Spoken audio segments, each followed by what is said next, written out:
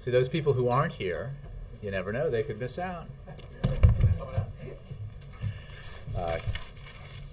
Good day, ladies and gentlemen. Thanks for being here.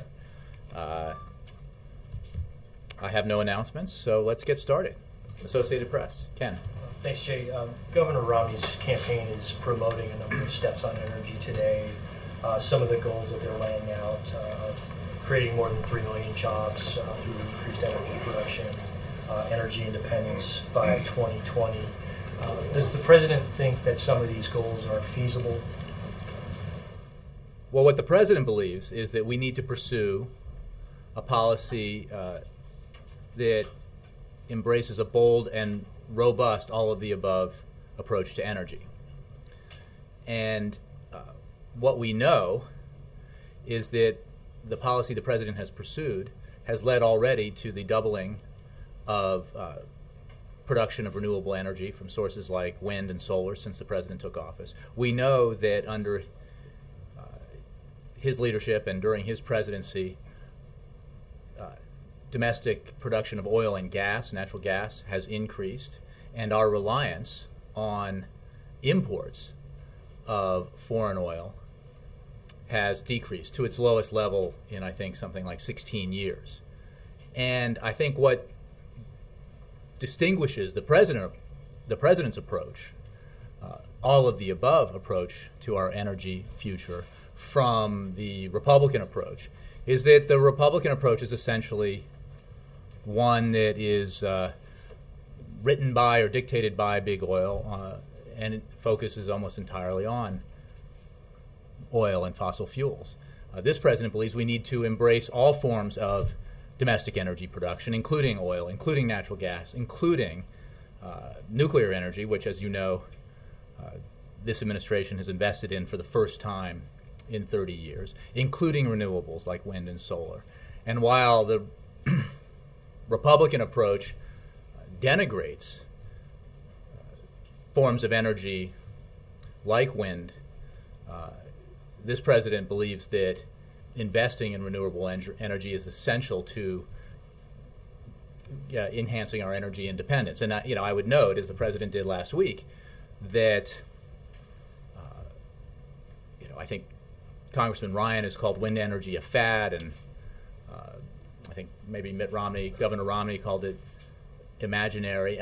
This is a narrow view and a dangerous view if you think about how important energy security is and domestic production of energy is to our national security interests. So this president will continue to push for an all-of-the-above energy approach that ensures that we aggressively pursue domestic oil and gas production, that we aggressively pursue renewable energy production, and make the investments necessary to secure our future. Some of the components include, increased drilling off the coast of Virginia or Florida, increased energy production on federal lands. Does the president think there's a place in an American energy policy for some of these ideas that Governor Romney is proposing today? Well, I can tell you that, as you know, Ken, under the president, we have increased production on federal waters and lands. As the administration just finalized a plan that will build on the millions of acres we have made available for production offshore in the last year alone by making 75% of offshore resources available for production. I think, again, if you look at the president's record, he has been very aggressive in pursuing ways to increase domestic production of energy. He has done it also in a way that is mindful of the need to produce it in a safe and reliable fashion. One other point that I would note is that, again, representative of the president's approach on all of the above approach on energy is that we have now more coal miners employed in this country than we have had in the past 15 years. So this president believes that America's national security and energy independence depends on a complete all-of-the-above approach, and it depends not on focusing solely on domestic oil and gas production and big oil and insisting on continuing oil and gas subsidies while ending, for example, the production tax credit, the wind energy tax credit that is so important to the development of the wind energy industry in this country, as the president talked about last week, and which, as you know, his opponents in this election oppose, despite the fact that Republicans in key states where wind energy is important support extending that wind energy tax credit. Laura.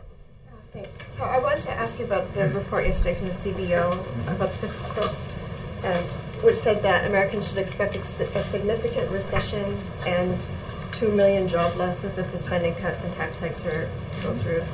We've heard you say that the President believes in the need for a balanced approach to resolving this question, and that Congress needs to act because it's an important one.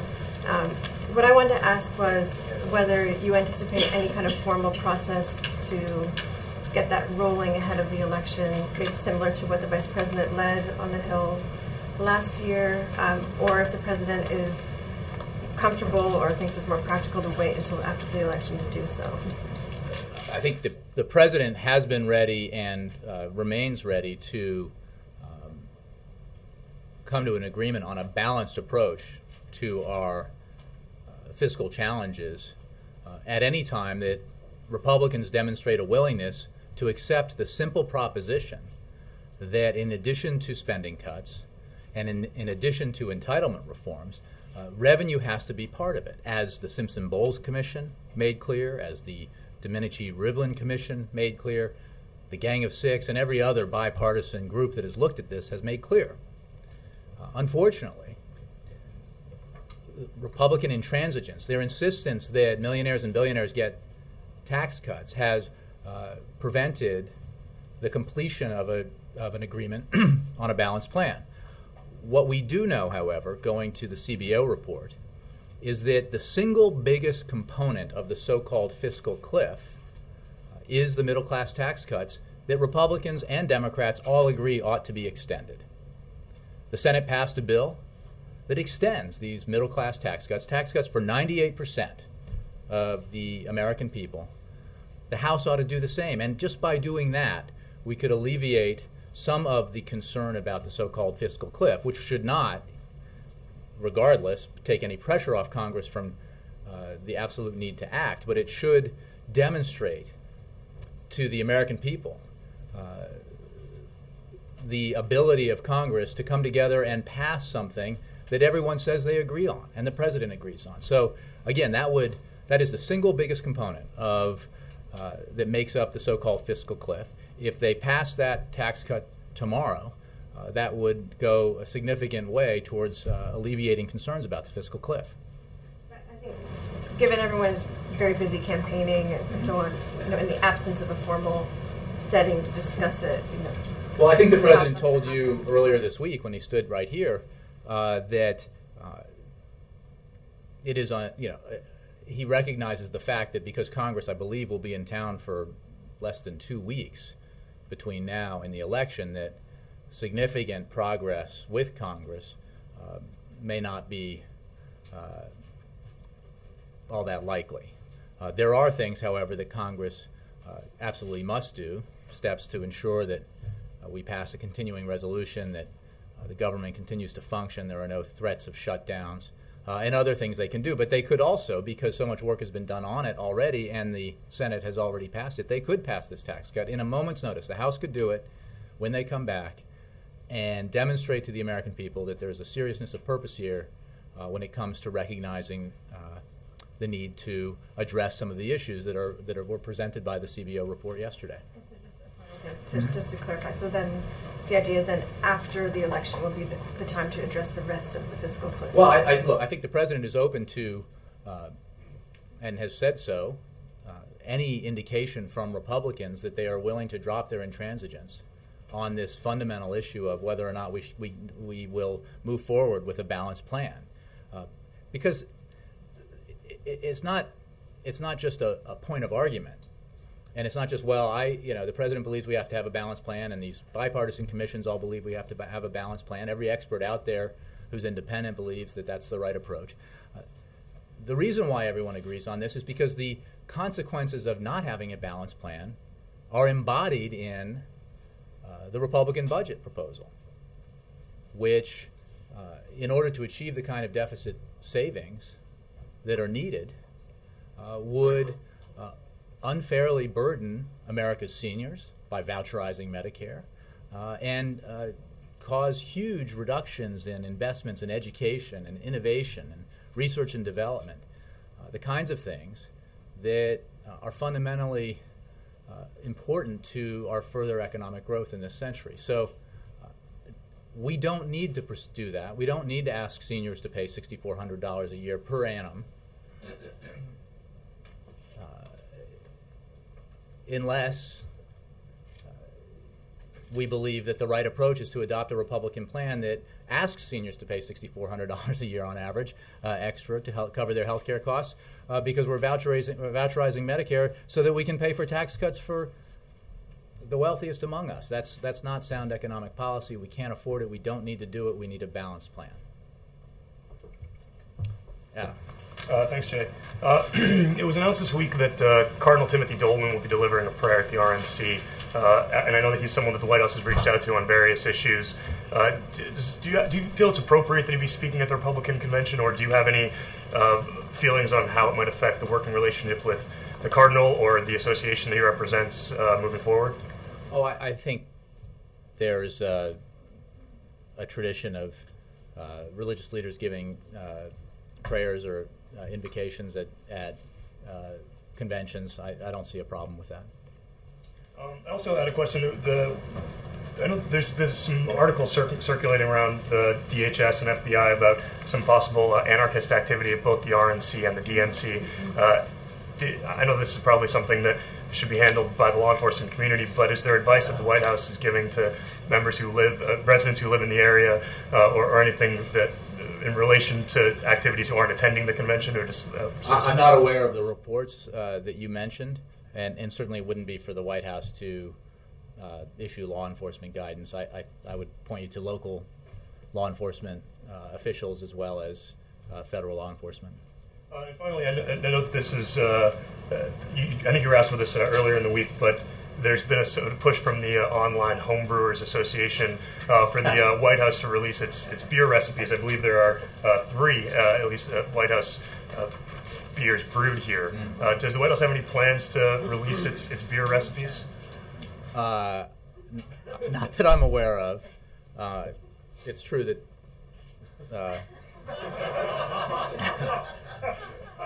it's true I don't always bring water out here, but yeah. I not that I'm aware. I think the President and First Lady were asked about this a little bit in an interview last week, which I believe is published or broadcast, about how the White House beer came about. But I'm not aware of any plans at this time to divulge the. I believe there have been Freedom of Information effects filed on this issue. So I'll have to take the question, examine it, taste it. Yeah. Jay. The Congressional Budget Office report is a pretty dire warning about what this nation faces, and yet I didn't hear the President mention it yesterday. Is there a reason why? Well, I think I put out a statement, and which is the White House's view and the President's view. The President talks every day that he's out there, as he was yesterday, about what we need to do to help build our economy, help it to continue to grow, help it to continue to create jobs. And yesterday and the day before, he was focusing on the need to continue investments in education because he firmly believes that education is a matter of our economy, that it is an economic issue.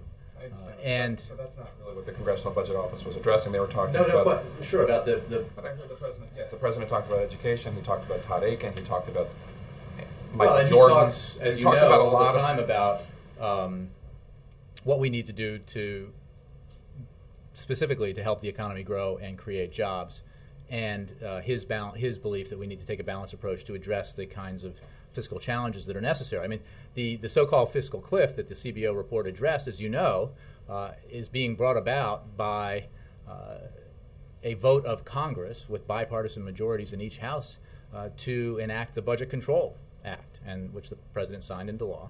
Sure, which is he's not an innocent bystander no, here. He's I'm the not President of the United suggesting States. I guess here's the question: do you think the President is showing as much economic leadership on this issue as he could be? Yes, and I think that what I talked about in answer to an earlier question is that, look, we recognize that there's an enormous debate, a big conflict between the president and the Republican leadership in particular over whether or not we need to extend and in some plans give even greater tax cuts to the top 2% of American earners, the most well-to-do Americans. That debate is unlikely to be resolved between now and the election. The president talks about how in many ways the voters will help resolve it by the election. But what we can agree on, and this goes right to the issue of the fiscal cliff, is that we should absolutely extend tax cuts for 98% of Americans and 97% of American small businesses tomorrow, or the day that Congress gets back. And that would demonstrate to the American people and to people around the world that despite our differences on some very important issues, we can come together and do the practical thing and the sensible thing to help our economy grow, to avert some of the concern over the so-called fiscal cliff. And I think that would give people a lot of reassurance about the capacity of their leaders in Washington after the election to continue to address these challenges and to ensure that we don't have to, that the sequester does not come about, because it was never designed to take effect. It was designed to be so onerous that it would force action, and hopefully that will take place. But what we do know is that we agree on this. The middle-class tax cuts, which I think this is a little-known fact, are the single biggest component of the so-called fiscal cliff. If we pass that, that would have a very positive impact on both in the raw numbers sense, but also, I think, psychologically, because it would demonstrate that Washington is willing, and despite the partisan differences here, to do the right thing by the American people and by the American economy. Why isn't the president on Capitol I Hill think, telling I'm not aware that anybody's up on Capitol Hill, but the president's position. Even talking about this. He talks about this frequently. He talks about it all the time. I mean, he was focusing on education the last couple of days, but numerous speeches in the last several weeks, he talks very much about. You saw him repeatedly talk about the need to extend middle-class tax cuts, and he'll continue to do that. I'm standing here today speaking for him and for the White House and the administration, talking about the need to do that. And we would welcome, in a heartbeat, a willingness by Republican leaders in the House to schedule a vote on and pass an extension of the middle-class tax cuts. And then we could all agree that our differences on the remaining 2% remain, that we don't agree on that issue, and that might have to be dealt with after the election. But if we took that action on the 98%, it would demonstrate a seriousness of purpose, and it would be very helpful to both the American people who would have that assurance and certainty about their tax cuts, 98% of the American people, and to the economy writ large. Just to follow up on the energy question, why do you and the White House and the President continue to refer to it as an all-of-the-above energy approach when there are certainly components that Republicans are pushing for that you reject, such as the Keystone Pipeline or other things? Well, first of all, the Keystone Pipeline is a process. We haven't rejected anything. It's a process that's underway at the State Department that was delayed for two reasons. One, because of concern by folks in Nebraska, including a Republican governor, about the original proposed route, and then because of the House Republicans' insistence on including it as part of the payroll tax cut extension. That is that is a specific issue. The all-of-the-above approach is as you know, this administration has approved other pipelines, including transnational pipelines. It has approved expanded drilling, both on water and on land, federal and public. It has approved.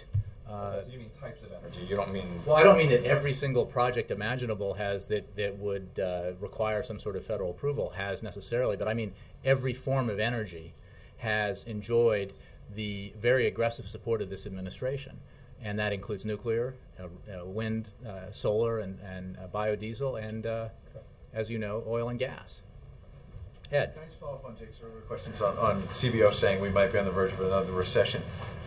To his point, why, with nothing on the president's public schedule today, why no meetings at all with congressional leaders? He hasn't had meetings with them in weeks, if not months.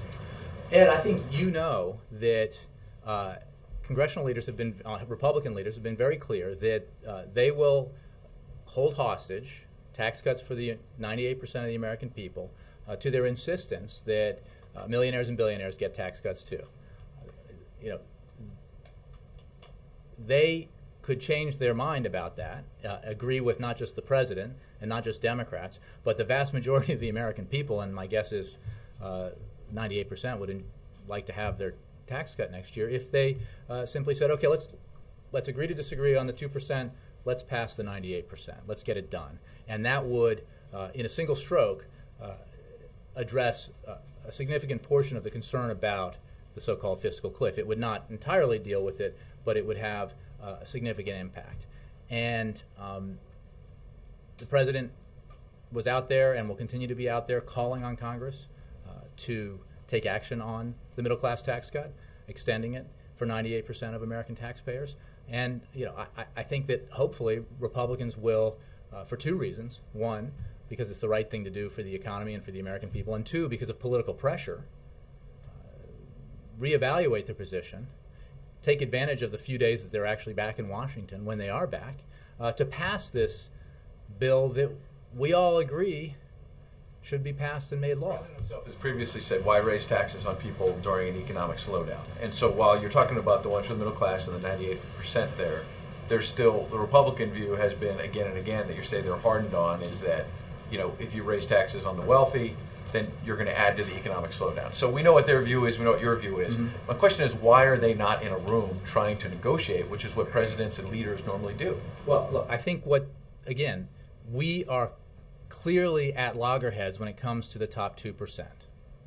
We are in total agreement when it comes to the 98%.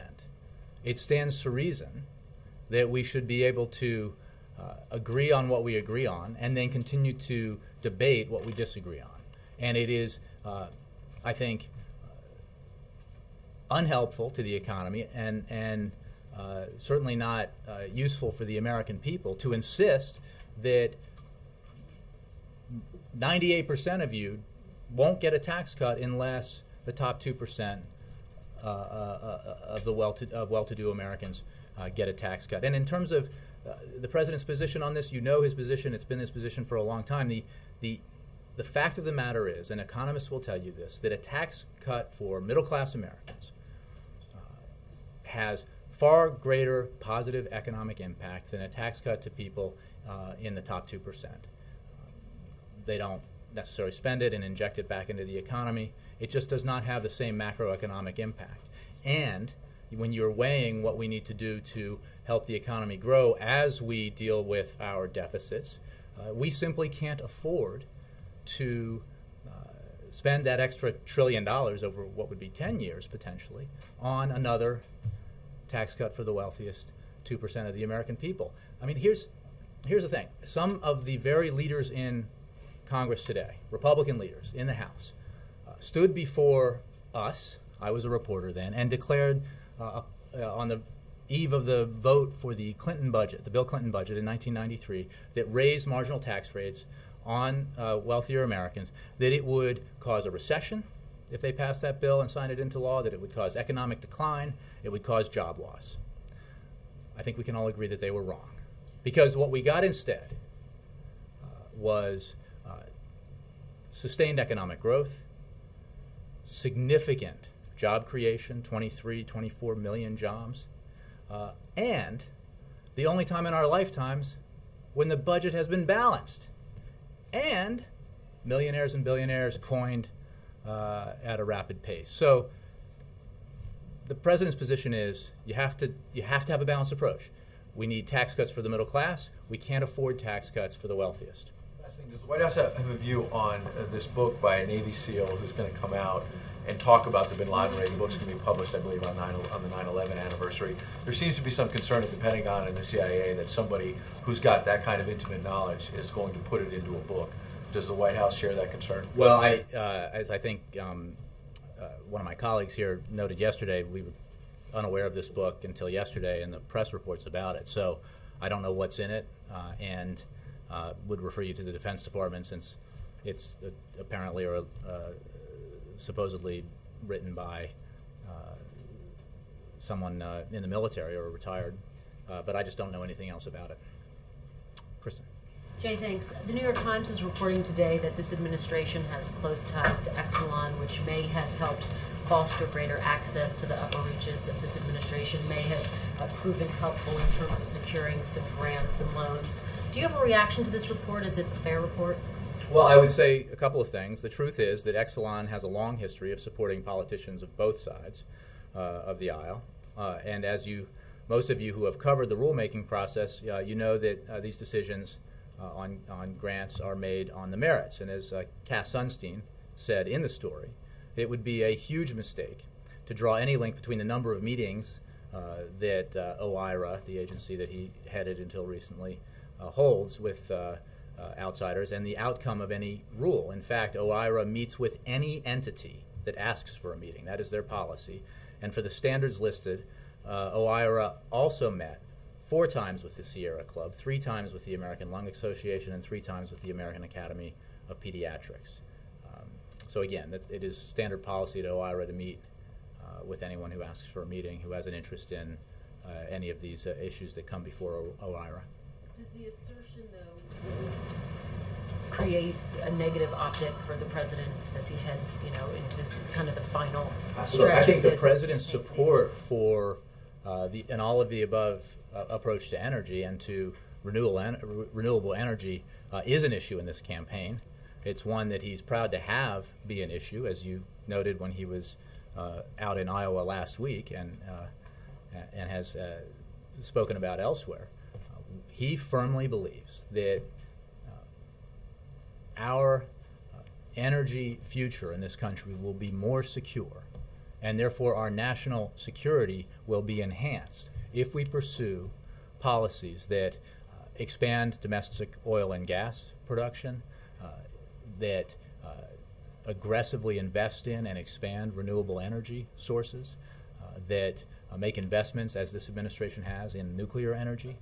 This is an approach that we have to take. And he's obviously Republicans have made an issue of this, and it is one that he is very happy to debate. But this story doesn't necessarily call into question his views on all of the above approach, but more so his ties to But my reading of the story simply said the big assertion in the story is that people from this company had meetings at OIRA, and what I'm telling you is that any entity that asks for a meeting with OIRA, that has an interest in or is a stakeholder in any of these standards or rules, gets a meeting. So I'm not sure what the issue is, frankly. Okay. And Jay, I just want to ask you, yesterday Josh Earnest said of Ban Ki-moon's visit to Iran to attend the meetings there, that he hopes that he will encourage the Iranian regime to live up to their international obligations. Has the White House encouraged the Secretary General to directly voice this concern to the Iranian regime?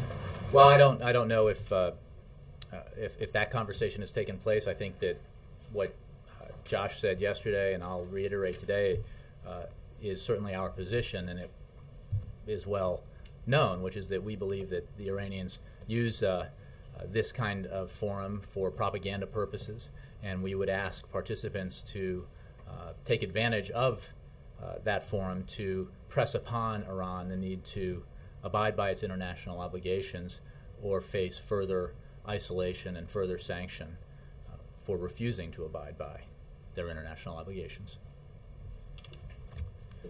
Scott, and then Roger.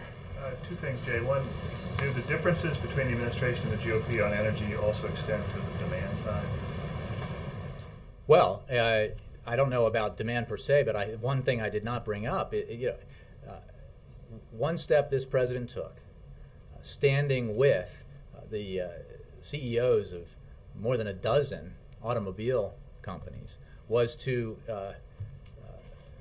raise fuel efficiency standards, double them over the course of a number of years. Now that will have a tremendous impact, not just on Americans and their pocketbooks and wallets in terms of the cost of fuel and how much they spend on it, and that will be significant savings for the American people. It will also enhance our energy independence by reducing our demand demand on oil, and therefore demands for foreign oil imports. So, and I think leading Republicans, let's say, have been very critical of this decision, despite the fact that it was reached in agreement with, voluntarily by, more than a dozen automobile manufacturers. And also, did the CBO report yesterday tell us anything about the fiscal situation that we haven't known really since the super committee failed? Well, I think they make periodic revisions, and I think that they have now taken into account, since the last time they looked at this, all the economic data that has been provided and what's happened in the economy since. But I don't think that it tells us anything surprising, in the sense that we know we have to take action to address our fiscal challenges in a balanced way. We know we need to take action to ensure that the so-called sequester doesn't take effect.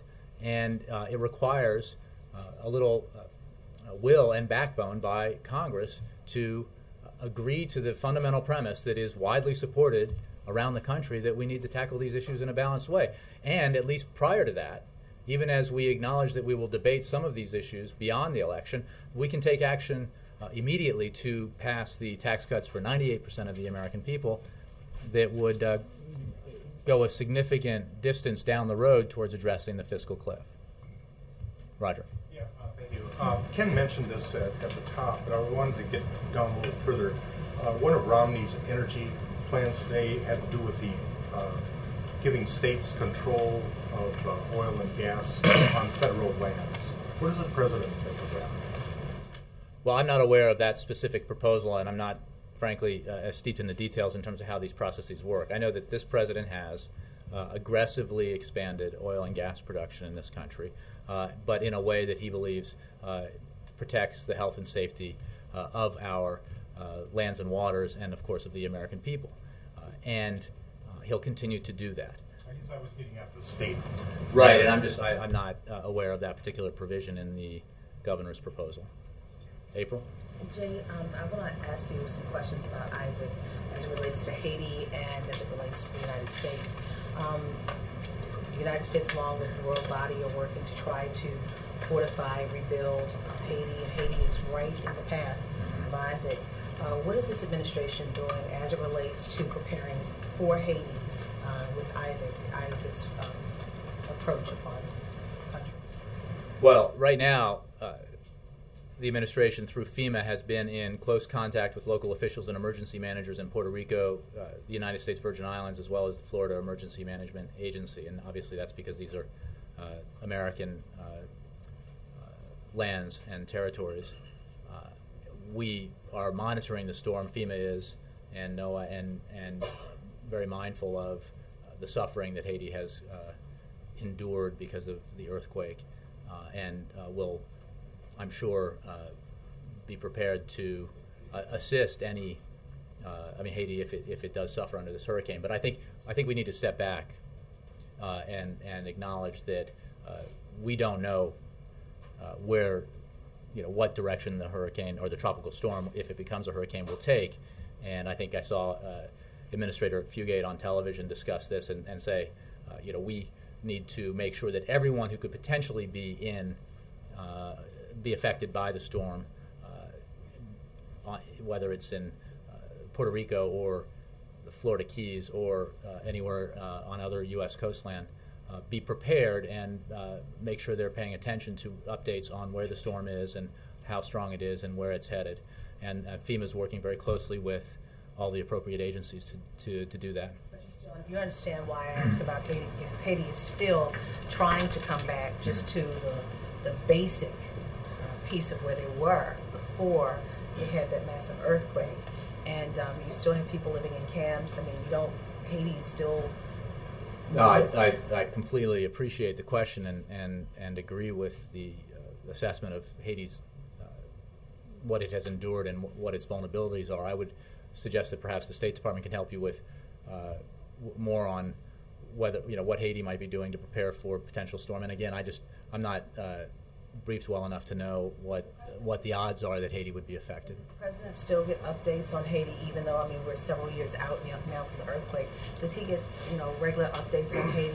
I would have to take the question. I know that he does periodically from from the NSC and the area, the directorate within the NSC that has Haiti within its area of responsibility. But I couldn't tell you when the last time he got an update on it was, or the situation there. Okay. Let's see, all the way. Yes, in the back. You, sorry, almost in the back. That's okay. 3 from the back. Thank you, Jay. The president has understandably been talking a whole lot about education and the economy. We haven't heard much about the plan for the next 4 years for the war in Afghanistan. And so I guess I wanted to ask a two-part question. Mm-hmm. First of all, what is the plan for the next 4 years? And second of all, there's some chatter that the reason it hasn't been discussed is because Governor Romney and the president essentially agree. So, well, I can't speak for Governor Romney. I think that he has been critical of what the president has made very explicit is his strategy and his policy in Afghanistan, which is having kept his promise to end the war in Iraq and bring our troops home. He refocused attention on the effort in Afghanistan, which, after all, U.S. troops entered because of the attacks on the United States on September 11th, 2001. He refocused attention. He plussed up our forces there. He developed a strategy that made clear that our number one priority, the reason why we are in Afghanistan, is because of al-Qaeda, and that our number one objective for our mission in Afghanistan is to disrupt, dismantle, and ultimately defeat al-Qaeda, and that all other objectives that are secondary to that help support the primary objective. As part of the very detailed proposal that he's put forward and that has been endorsed by our ISAF partners, we are now beginning to draw down U.S. forces from Afghanistan, and that process continues. And as you know, by 2014, we will have fully transferred security lead to Afghan security forces. And this president believes that's the right policy. It's his policy. And I would refer you to Governor Romney for Governor Romney's policy if he has one. Does the White House have any comment about the lawsuit filed today by immigration agents in federal court in Texas trying to stop the president's non-deportation policy? I'm not aware of it. I'd have to take the question, and it's probably one that Department of Justice would take. Chris? Congresswoman Tommy Baldwin is going to be the Democratic nominee running for U.S. Senate in Wisconsin. It would be historic if she wins because she'd be the first openly gay person elected to the U.S. Senate. It looks like she's facing an uphill battle against Tommy Thompson. Will the president campaign with Tommy Baldwin in her state? I have no campaign announcements, scheduling announcements to make on behalf of the president. The president himself has an election, as you know, in a few short months, but I have no campaign announcements to make. About the significance of Tommy Baldwin's candidacy, though. Well, I think it is very significant. I think that what is most significant is that someone qualified like Ms. Baldwin is running for that office and would make an excellent senator if elected. Thank you all very much.